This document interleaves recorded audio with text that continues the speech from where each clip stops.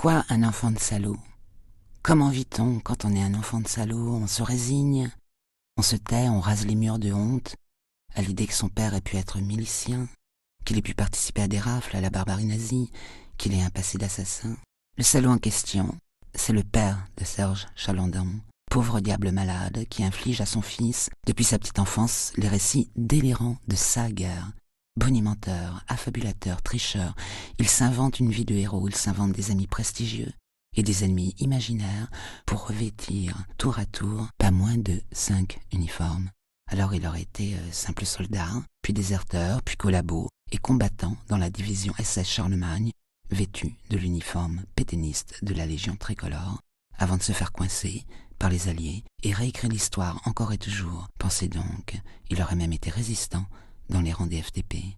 Tout est délirant et pourtant parfaitement plausible, comme si chaque situation évoquée par le père donnait lieu à une surenchère héroïque, mais ancrée dans la réalité historique. Dans ce roman, vous allez devoir comme reconstituer un pulse. C'est un peu un jeu de piste, vrai ou faux, action ou vérité. À vous de faire le tri. Sauf que Serge Chalandon va réussir à se procurer le lourd casier judiciaire de son père jugé à l'épuration. Et il se le procure au moment même où s'ouvre le procès de Klaus Barbie à Lyon, qu'il avait couvert comme journaliste. Alors, on assiste en parallèle à deux procès, celui du criminel nazi et celui du père.